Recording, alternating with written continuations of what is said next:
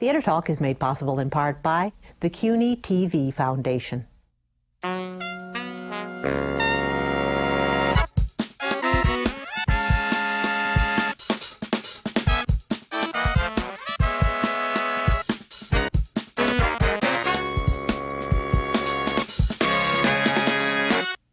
am a very foolish, fond old man, fourscore and upward, not an arm more nor less.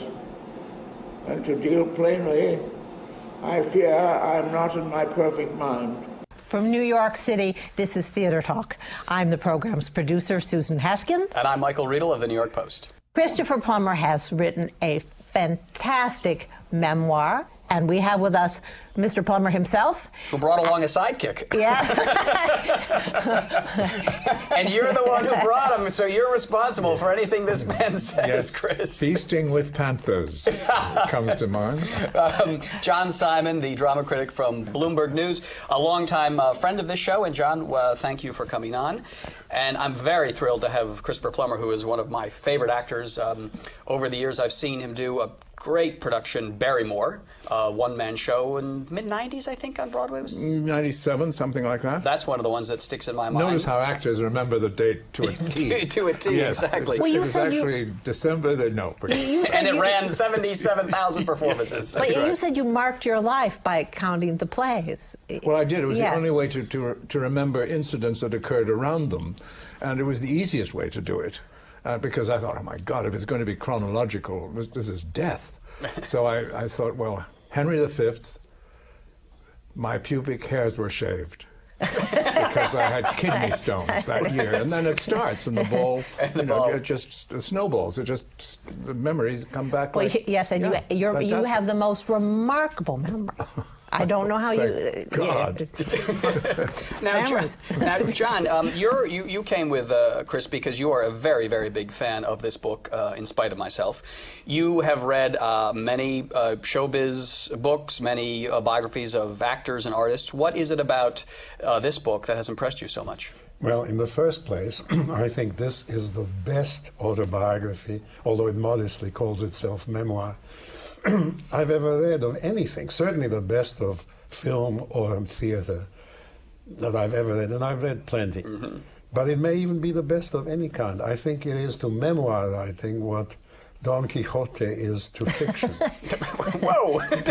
Now, why is that? Why is this? Because it's full of action, it's full of humor, it's full of profundity inside the humor, because it is not only a great novel or a great memoir, but one that's sort of omnivorous.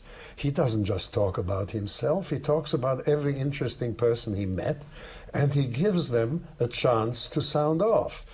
And he gives the funny anecdotes in their lives as juicily as the ones in his life, which makes it a kind of theatrical or cinematic history beyond a mere autobiography, which is amazing. And this was your intention, right? The Don Quixote was in your mind? Thanks, John. I've got to go now. But it's an interesting point that he says, because you do read many actors' biographies, and it's always about themselves. But you have had a wonderful cast of people in your lives, and you do portraits of them in this book. That was the thing that Charlie Chaplin, I think, wrote his own book. I can't remember, I think. The first part of which was marvelous, about his youth and growing up in poverty in London. And that was fascinating. But the minute he became successful, it's boring, because success is boring. Failure is funny and endearing. And I mean, what do you say? You go on, and then I met this, and then I did that. So I whispered to His Holiness. I mean, that's about the only thing you can think. And I thought, no, if one's going to do this, you've got to avoid all that and write about other people. So write little short stories about other people that I've met, not necessarily all from my profession, but whom I have met and been fascinated with because of my profession, because of where it took me all over the globe. I also think, just to add another dimension to it, since you worked all over the world, there is a lovely sort of travel log, if you will, a sort of travel writing within this book as well. I mean, you feel that you're running around Marrakesh with you when you're making one of the Pink Panther movies, yes. Return of the Pink Panther. Yes, and you describe hotels well. Yeah. You know, I feel, and bars. You describe bars very even well. hospitals. There's a wonderful bit about Yes, hospitals. I know really no other part of life but the bar, the hotel Yes, you lobby were and in the a lot hospital. of bars. Yes. My favorite description was when you went to Russia to make the Battle of Waterloo, and Yeah. we were on this train. What do you remember the train? The Trans-Siberian Yeah. Railway, Yeah. which by that time had lost all its former chic. Yes. And it took us a day, I think, to get to Chop, which is the border town in Hungary for the Soviet Union. And it was absolutely frightening because my first class cabin, which was in my contract, ICM, Yes. with my agent, who had said first class compartment, Yes. it had one goat in it and 3 drunken Russian soldiers, all asleep on a wooden bench, with their boots off, and the stench from those boots. And down the hall, where if you wanted to pee, was this universal hole in full view of the rest of the train. You know, there was no door, and all the windows were locked. Did you fire your agent? Yeah, I think so. I don't know. I certainly wanted to. But that was absolutely terrifying. And then, of course, when we arrived, to end the story, when we finally arrived in Chop, by making signs like, to the Russians, where is Chop? Because there was no brakeman to tell you what the next stop was. Chop, all these wild gestures. Finally, they all thought we were totally mad from Mars. Suddenly, there it was, Chop. So we got out. We were held at the border for almost a day because Jack Hawkins, the actor, British actor whom I loved, Great actor. had arrived with all he brought. He sort of, I'm going to stay in Russia, I'm going to bring all the pornography I can. And he brought all these pornographic magazines. Of course, the Russians had never seen such things. And the one immigration official started to read it, and of course everybody else wanted to read it. So we were detained. Until they'd all read it. Until they got to read it all. Oh my God, what a nightmare that whole and it just begins there and goes on. Yeah, that's and a gets wonderful- more disastrous as the I was going to ask you, there's something that always has struck me about your performances, but also your public personality when I see you interviewed and that kind of thing. And in your writing, too, is he's an actor of taste, a quality that many performers lack, I think, John. Is that a fair description of the man? Absolutely, absolutely. Well, sometimes I hate the word taste because it sort of puts a kind of pigeonholes you into a rather careful performer. And I've never wanted to be careful.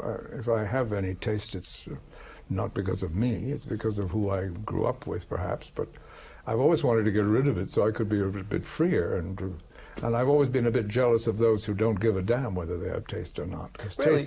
taste is good up to a point, but it also can be a killer. I mean, Yes, I see well- what you're saying, because I mean, I always think of you as an elegant, polished performer. Do you feel that constricts you in some way? Yes.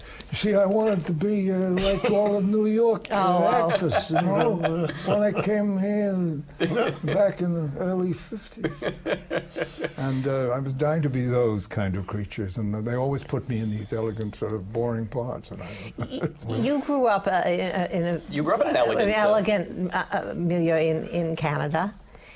Yes, somebody recently said, it was interesting what you said about upper crust Canada, and then he puts in brackets, whoever thought there was an upper crust Canada? And must be cold. and I rather loved him for that. The reason I wrote about it is because nobody really knows that at one point Montreal was a very elegant, stylish city that had more nightclubs than there were days of the year, that had the best cabaret, that was open 24 hours a day, so jaded New Yorkers who wanted to drink during Prohibition came across the border. Montreal was the lively town in North America. And terrific food, too. But your grandparents were quite wealthy, and then lost their money. Yes, so I saw the destruction of the wealth. disintegration of all the sort of style that I felt I was accustomed to. The structure of your book is that you've written about your terribly influential mother, who was a single parent, correct? Yeah. Yes. And then the end of the first section of your book is the death of your mother. And you talk about that in your grief you were freed artistically. Yes, I say that it's true. I think I was so angry the day of her funeral because I watched the new minister who'd taken over from our old family minister that I knew. And I saw him suddenly look at his watch during the service. And then, bang, it all stopped. And I suddenly had it, and I wanted just to go away. So I put it in the book that I'd suddenly found the anger for which I'd been looking for all those years. The anger that, of course, by that I mean the anger that an artist must possess. Which then, I guess, leads to the drive, the ambition, the will to break through. Right. And also the great temper, which I think is a very important thing in the theater. I'm working on it. I wish I still had it, but or I could get it. But I think it's very important if you're going to play the great classic roles, even if it's Hamlet, you must possess a great temper. It was James Agate who was always saying that, the English critic, and he was right. And you can't play Romeo unless you can terrify the audience when he gets angry and grabs Friar Lawrence and takes the potion. He'll do anything. He'll go wild, but the audience has to feel, my God. When you say you wish you could get that temper back, I'm getting better at that temper, and I think I have it, but I just wish it was. I always try to make it bigger at things I do. Well, we last saw you here in Inherit the Wind, and you still had a tremendous force. Yeah, that was force last of nature year. In that play. Well, force I'm not talking about. Well, I'm talking about the great temper which can frighten an audience. There's a very good passage about that in the book, a paragraph which at some point I'd like to read. You could read it right now. Right now? Well, keep talking because I have to find it. Shall I find the page for you, John?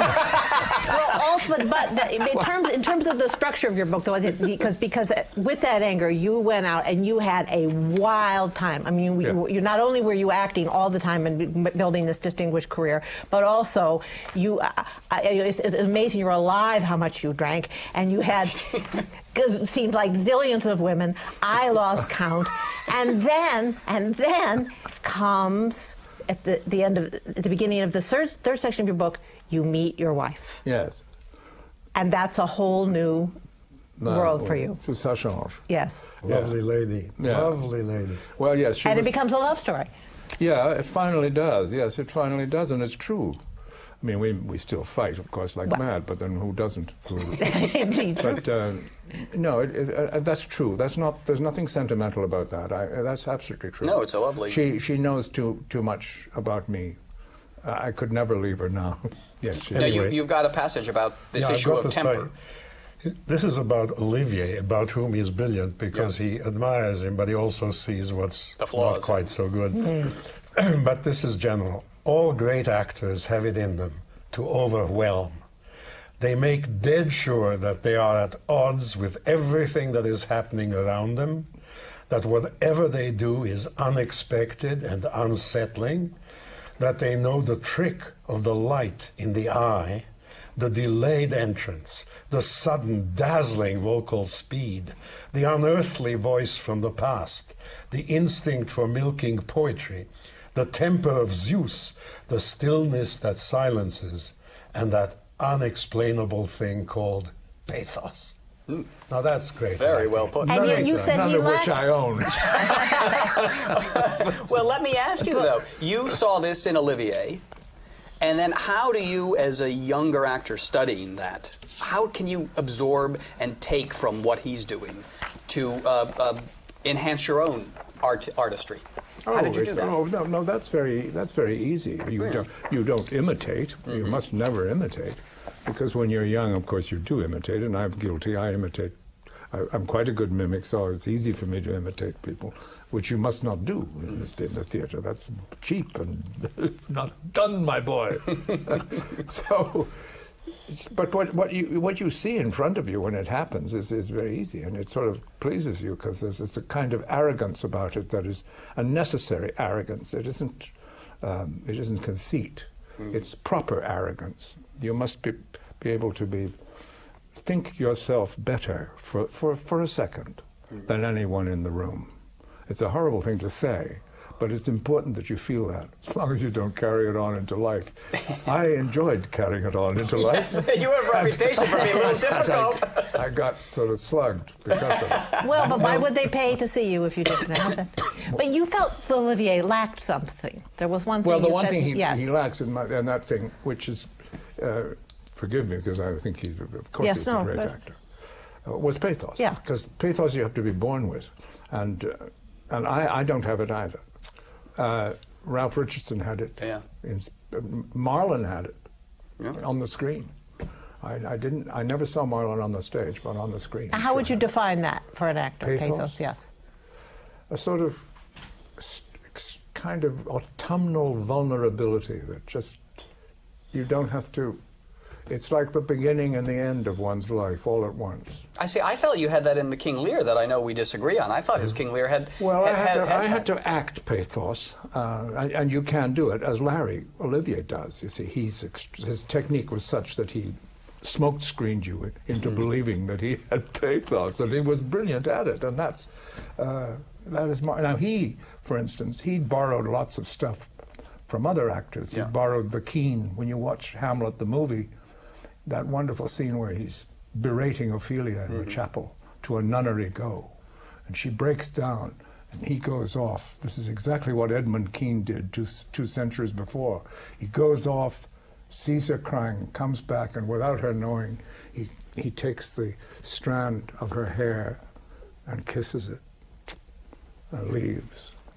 Wonderful. And the house, of course, must have gone nuts. Well, I thought that you had this arrogance, you will, in that great performance of Barrymore. Oh, that God, you did. I mean, that was you made me feel that I was seeing the great kind of 19th century, early 20th century stage actor who basically said, I am here and everybody else is over there. Well, that's right. I'm glad. That's what I intended to do. All right, let's get cracking. You probably hadn't noticed, but I tend to stagger.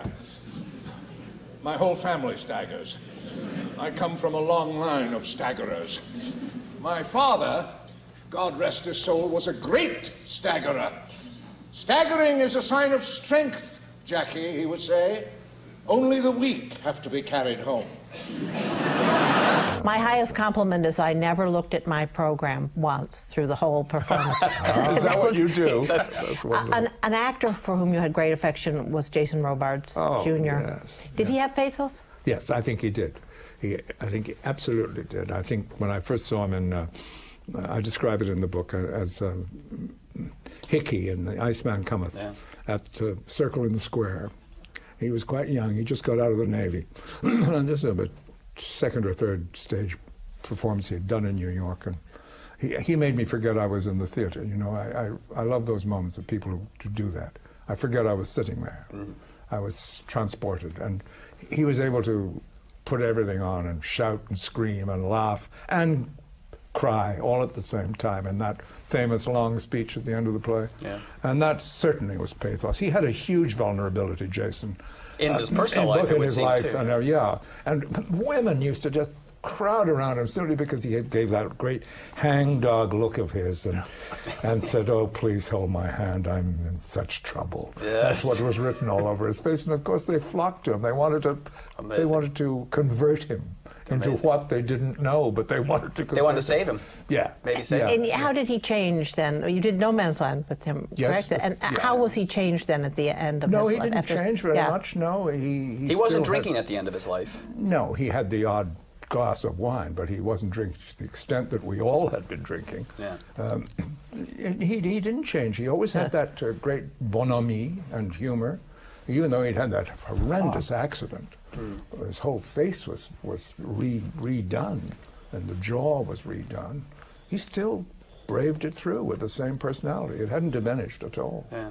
I'm curious about this notion of drinking in the theater and actors drinking, because I know many actors now, and they drink to some extent, but I never get the sense that drinking is out now. That's what I was going to say. I don't get the sense that they drank the way a friend of mine and yours, Brian Dennehy, could drink. How was it that you guys could do that? Could you do it before the show, or was it just after the show? Well, sometimes it was even during.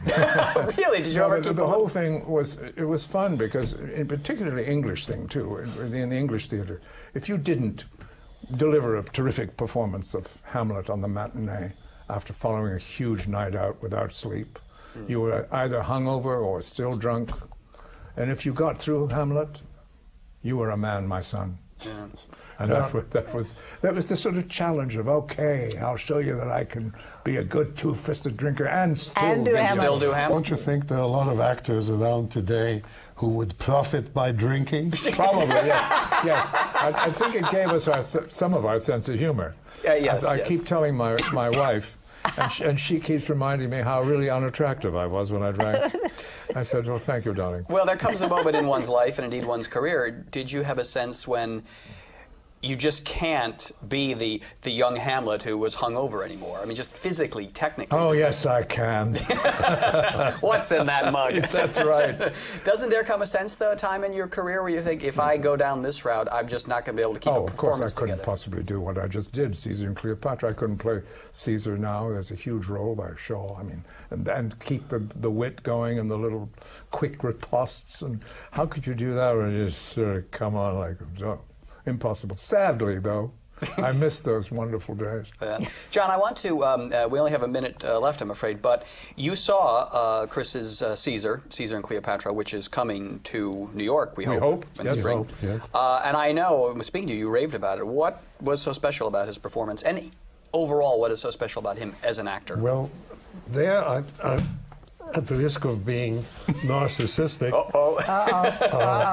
but there's something in the galleys for his book that is not in the final book, and that not because of me, but because of him should have been somewhere. What are the prerequisites for a great Shakespearean actor? First, a beautiful voice that also knows how to wrap itself around poetry. A musical instrument of considerable range, which its owner can expertly manipulate. Second, versatility. Third, good or at least distinctive looks that have a certain adaptability. Fourth, intelligence, a full intellectual as well as emotional grasp of the text. Fifth, that mysterious thing called charisma. Christopher Plummer has all of those qualities in spades. This was your review? This is from my review of Barrymore. You are quoted several times in this book. Wow. That must have been about John Gielgud, I think. No, I don't think so. I don't think so. Yes, well, I think that's it. And another thing, too, I want to just bring out, I was thinking about reading the book because you have lots of stories of movies and doing that kind of thing. There were a number of actors of your generation who I think could have been great stage actors who got caught up in making movies and making lots of money and going that route. It's rather nice that they did because it left more room for us who stayed behind. I mean, Marlon Brando, who had everything that John has just talked about in that. Had he worked on it, had he kept coming back to the theater and then going off again, he could have been the most extraordinary classical actor. He had an ear, he had all those things, as well as a great contemporary force. But he didn't. He had too much pathos. Yeah. He chose to stay in Hollywood because I think good old Marlon, despite his greatness, was lazy. Yeah. And didn't want to come back to the boring old theater and do it night after night. But thank God he stayed out there. Don't come back, Marlon. Please leave some room for us. And you always wanted to, because you could have had the movie. I mean, you had a huge movie career. You could have stayed by the kidney-shaped pool in Hollywood and raked it in all the time. Why keep coming back to put yourself through facing the John Simons of the world? Just one answer to that, and that's because, in spite of yourself, there's nothing that replaces the live reaction from an audience. There's nothing in the world like the sound of laughter or the silence that follows it. Wonderful. Plus, you bought a haunted house in Hollywood, but you have to buy the book to read about that. The book is called A Wonderful Memoir, In Spite of Myself, by Christopher Plummer. Delighted that you were on the show tonight. Thank you so much. And John Simon, it's always a pleasure to see you, and thank you for reading so eloquently and describing his work so well. My God. My pleasure. My privilege. Gentlemen, thank you very much. Thank you. Thank you, John. Thank you. How did they go about all this begatting? What do you mean? Well, I mean, did people begat in those days about the same way they get themselves begat today? The process is about the same. I don't think your scientists have improved it any. In other words, these folks were conceived and brought forth through the normal biological function known as sex. What do you think of sex, Colonel Brady? In what spirit is this question asked? Well, I'm not asking you what you think of sex as a husband or a father or a presidential candidate. I mean, you're up here as an expert on the Bible. What is the biblical evaluation of sex? It is considered original sin. And all these holy people got themselves begat through original sin. All this sinning